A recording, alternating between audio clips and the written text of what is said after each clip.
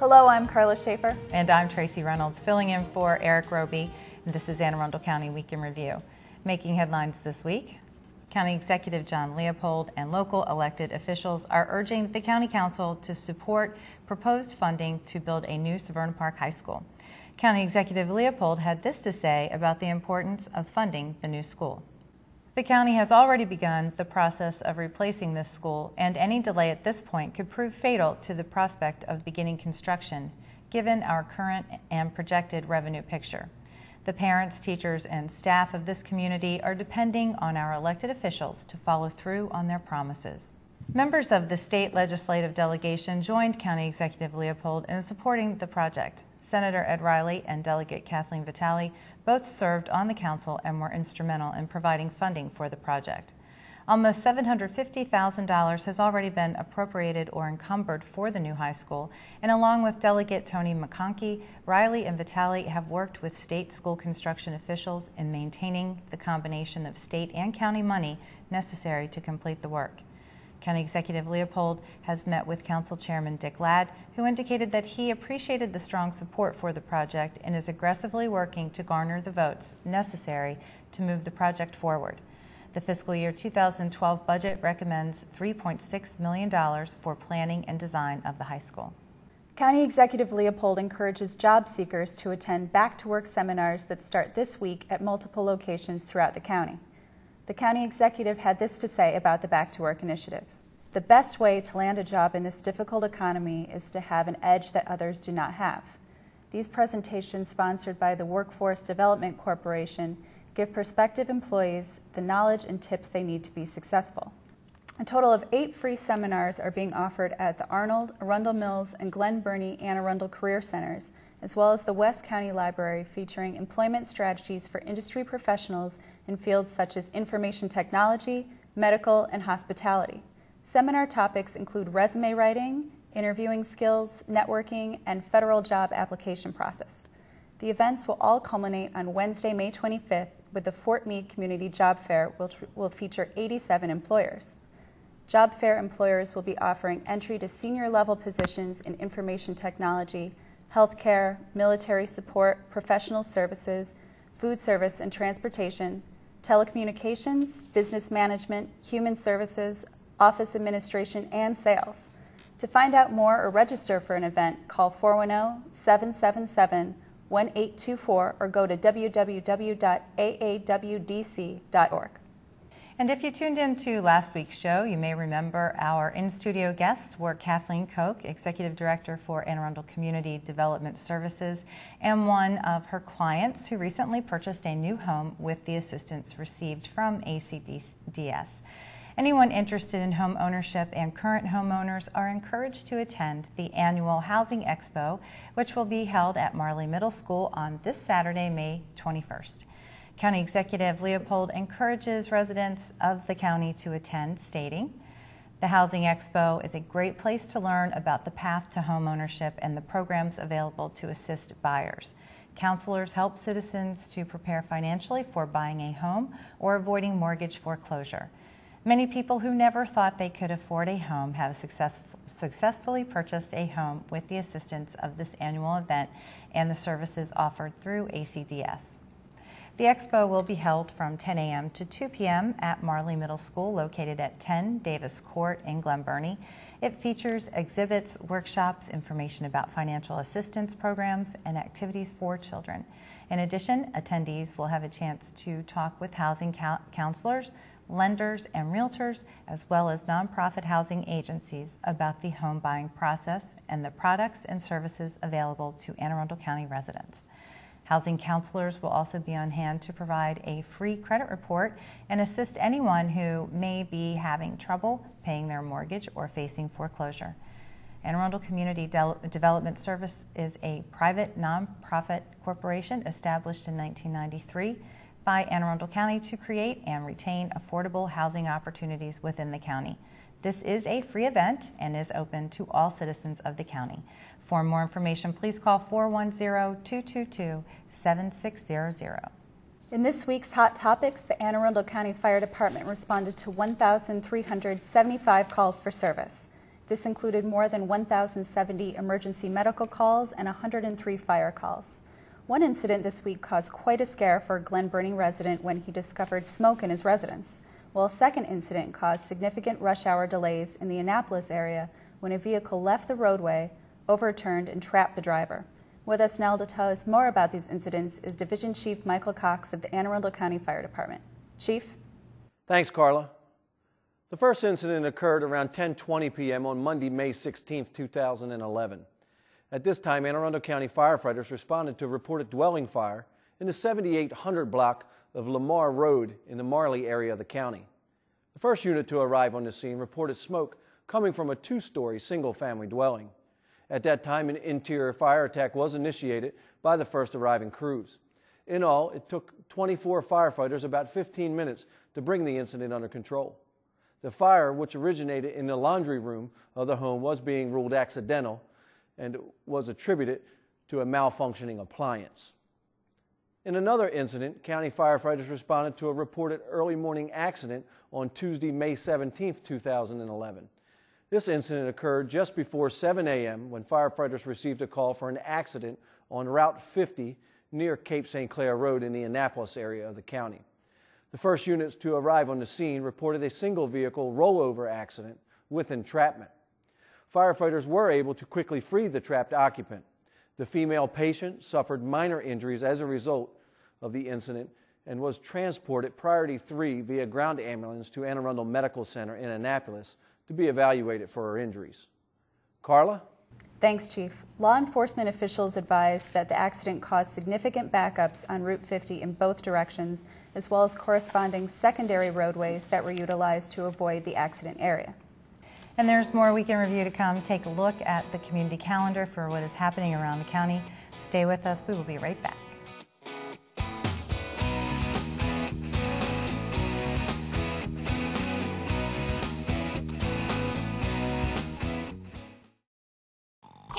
Hey, Couch.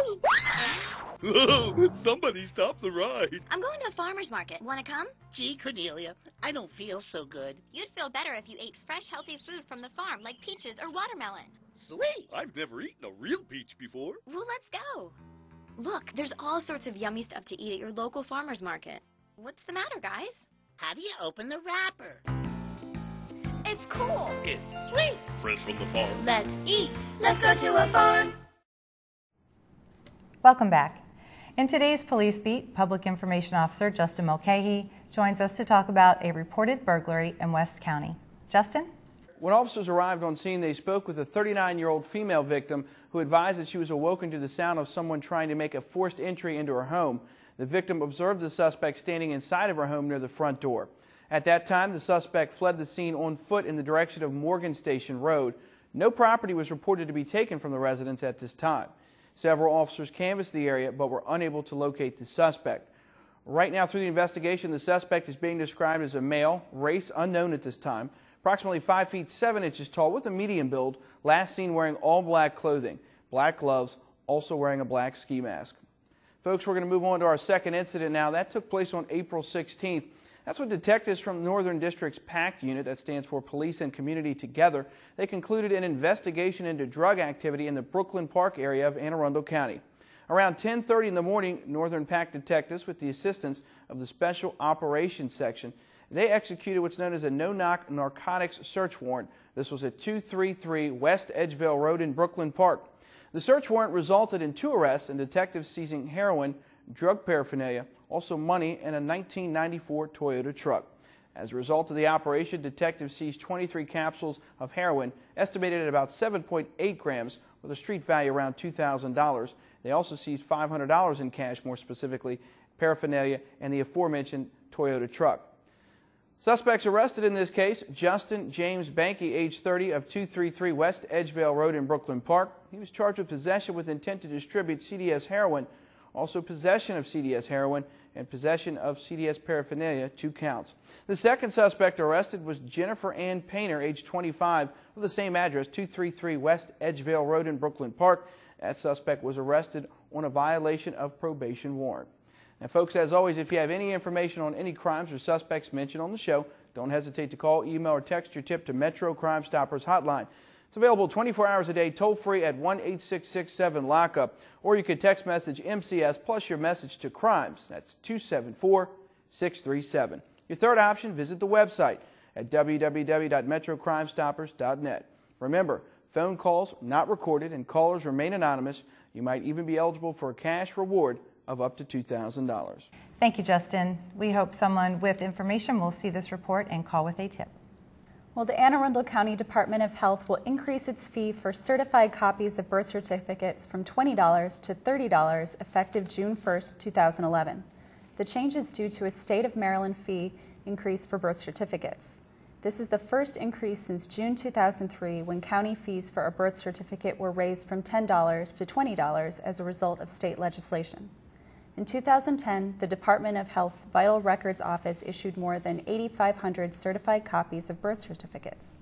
Copies of certificates for anyone born in Maryland after 1942 can be obtained by visiting the Vital Records Office in the Health Services Building that's located at 3 Harry S. Truman Parkway in Annapolis. The office is open Monday through Friday from 8:30 a.m. to 3:30 p.m. except holidays and state service reduction days. Anyone requesting a certificate is required to fill out an application and present a current valid photo ID card. The average application process time is 15 minutes. The Vital Records Office accepts cash or checks made payable to the Controller, Anne Arundel County. The $30 fee is non-refundable for each copy provided. For more information, call the Vital Records Office at 410-222-4462 or visit www.aahealth.org/birth certificates. In this week's Community Spotlight, Marina Hardy from Constituent Services is at the Cape St. Clair Strawberry Festival, where she is joined by community leader Mary Lamb. Marina. We're here today at Cape St. Clair's lovely Maine beach, and I'm here with Mary Lamb, who puts on the annual Cape St. Clair Strawberry Festival. Welcome, Mary. Thank you. Thank you for having me. Great. And Mary, you are also an Anne Arundel County employee. Yes, right? I am. I've been employed with the county for about 26 years. Wow, that's great. What do you do currently? I work in traffic engineering, and right now I'm working on a project, County Executive Security Street Lighting Program. Fantastic. Can you tell us a little bit more about the program? Sure. The county executive initiated a program when he came in to help people in areas that needed security lighting. Okay. So we are installing new street lights in areas identified by the police. Fantastic. So keeping all of our communities a safe and great place to live. Yes, we're trying. Great. And the Cape St. Clair Strawberry Festival, when will that be held this year? June 11th, Saturday, June 11th. We have a rain date of June 12th, but we're hoping not to have to use it.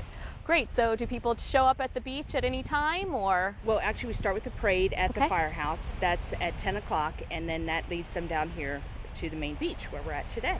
Fantastic. And is it free for families, or what's the cost associated? There's no cost to enter the festival, but basically the festival is put on to help different community groups like Girl Scouts and Boy Scouts to raise money for themselves. So each of the stands, they raise money for themselves by selling like food or playing games and things like that. But we do have a lot of free events inside. Fantastic. What do community groups come out for the parade, or who's involved in the parade? Yes, the community groups come out. The Girl Scouts will dress up. The Boy Scouts, they'll have different like floats and things. This year we have the Berriest Dog Contest. Typically we have a Berriest Baby where you dress up your babies. We have a decorated bike contest, and then we have the Princess Contest. So Princess, a Junior Princess, and a Littlest Princess. And then we also have the Berriest Dog Contest, as I said, this year, where people will be dressing their dogs and walking in the parade. Oh, fantastic. So if you need more information on either entering your princess or your puppy into the parade, where should they go for more information? Well, if you get the caper, which is our newsletter, you could find that in there, the application in there. You could call me. My number, it's 410-757-0593. Or else you could go on our website, which is www.cscia.org. Fantastic. I was here last year and I saw a lot of the little princesses in their little strollers, all dressed to the nines in their strawberry outfits. It was very cute. The parents do go all out when they dress them up. Everybody gets a trophy. Everybody wins, as far as we're concerned. Anybody that takes the time to enter is a winner. Yes, and everybody that shows up at the festival too. It was a great time last year. Yes, it is. It's a good time. It's been going on for many years, actually since the 50s. Oh, wow. How did it start? That I can't answer. I guess it was just what I understand, a bunch of people, at that time moms didn't usually work, so I think they had women's groups and they got together and started it. It used to be a 2-day festival, but now, since we don't have as many volunteers, 1 day is all we can do. Well, that's fantastic to keep the tradition going on some 60 years later. Yes, it is. It's a great event. It is a great event. We really enjoy it. And is the whole greater Anne Arundel County community invited, or? Sure. This is the 1 day actually that the beach is open to everybody in Anne Arundel County, because typically the beach is closed only to residents. But yes, anybody can come. So a great opportunity to come down and see some great sights and take in some fun activities then. It is, and we have crafters. We line the streets with crafters. I think we've got like 50 crafters coming this year. And the canine dogs, Anne Arundel County will be bringing their canine dogs out this year. Recycling will be here, and we have like free moon bounces and things like that. It'll be a good time. Great. Well, thank you so much for all you do for the county and your community, and look forward to seeing you at the Strawberry Festival. Thank you. I look forward to seeing you too. Thank you, Mary. Now that looks like a sweet festival. Thank you, Marina.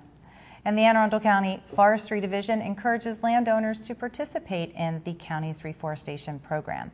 The county has funds which are collected under certain circumstances to offset tree clearing that takes place during development. These funds are available to reforest privately owned properties at no expense to the landowner.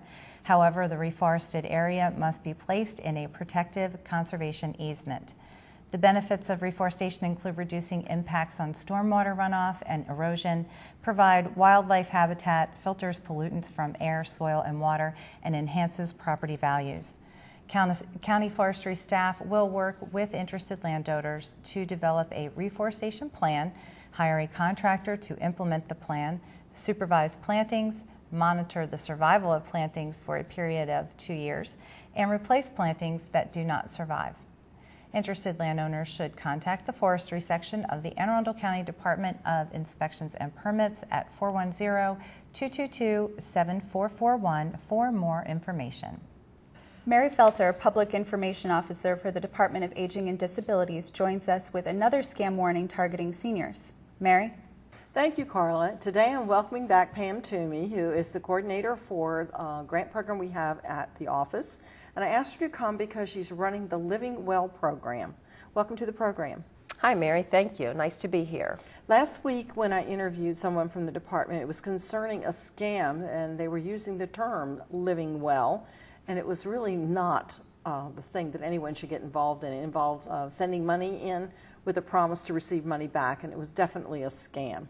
So I wanted you to come and talk about what is the Living Well, actually, what is that program? Thank you.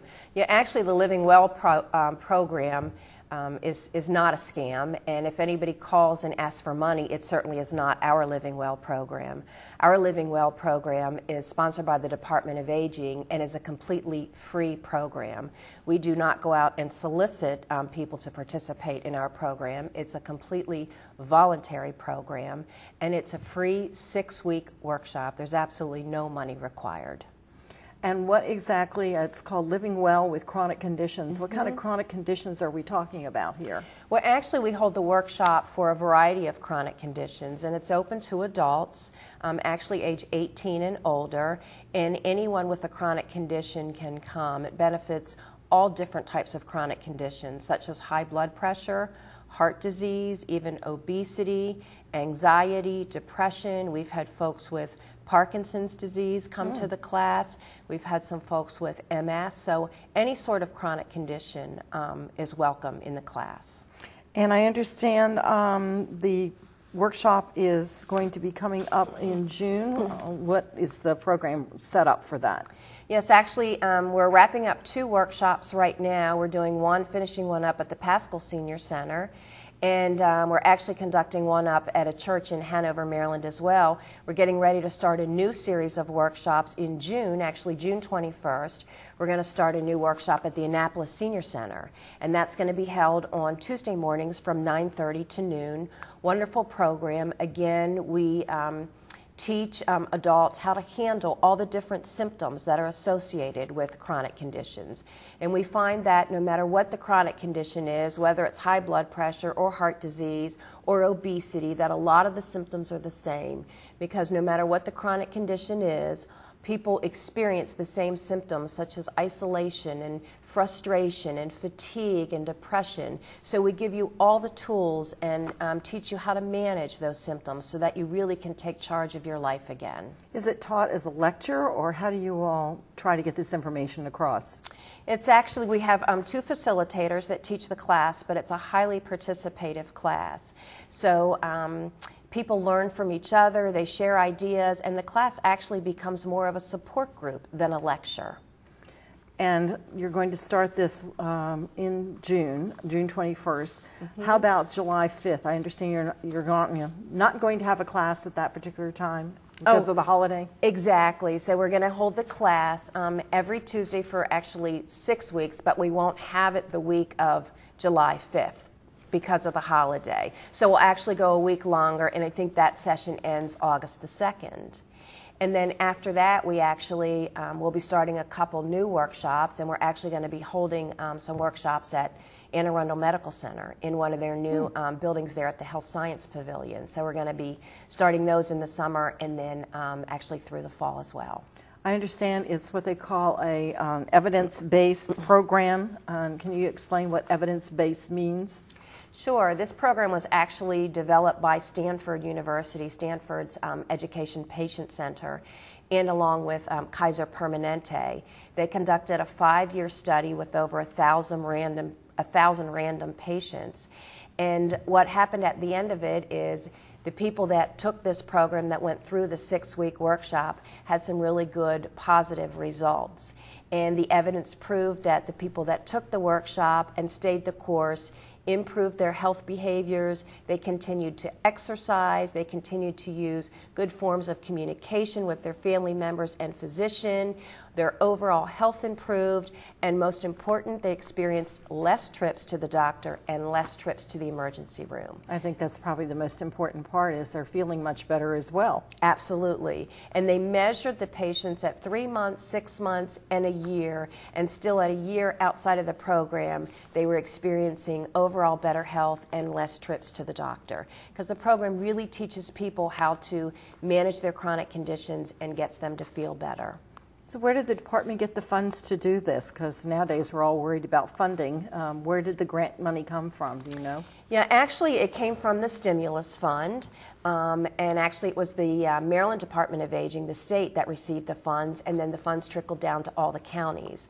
So that's how we have received the monies, and we've just had some tremendously good results with our participants that have taken the class. So that's the only money that's involved, and it's not any money that people should be thinking they're going to get through this scam. If someone gets a phone call and tells them that they should be sending money via Western Union, give them their cell phone number so they can get called when the money comes back to them, what are you telling people to do? Well, we're telling them to immediately report it to the Department of Aging, and they can call the Senior Medicare Assistance Line, or SHIP, as a lot of people know that. So they can call the Department of Aging right away at 410-222-4464. And if there's any questions about my program, and again, my program does not require any money, that's all been taken care of by state funding. My number is 410-222-4366 at the Department of Aging. And do you have an email if anyone wants to contact you that way? I sure do. My email is agtoom88 at Anne Arundel County. That's aacounty.org. So again, agtoom, TOOM, 88 at aacounty.org. Well, thank you very much for coming on the program and trying to help us straighten up the difference between the Living Well scam and the Living Well program, which is helping people with chronic conditions to remain healthy. Thank you, Mary. It's been a pleasure to be here today. This is Mary Felter, Public Information Officer for the Anne Arundel County Department of Aging and Disabilities for Anne Arundel Week in Review. Back to you, Karla. Thank you, Mary. Any other news going on around the county that you know of? I don't know. No big news. I don't You have anything with OEM? You have a sheltering. We do. We have a exercise sheltering coming up. exercise. It's coming up in June 17th. It's going to be at Arundel High School, And we're testing our shelter operations for the county. That's great. Yeah. And that's always something that when you need it, you need it to be working. Right. And you need to have all of your plans and your programs in place so that you can just get that really going important. right away. It's very we'll important. have different representatives from the various county agencies there, and so we're going to kind of have a scenario. I'm not going to reveal what it is, but we'll go through the exercise as it's unfolding. Good. And those exercises, I know, take a lot of planning, a lot of work, so they're very time-consuming. Well, that's great. Well, good luck with that. Thank and you. I hope to hear more about it afterwards. I'm sure you will. Maybe we can have Week in Review cameras get out there.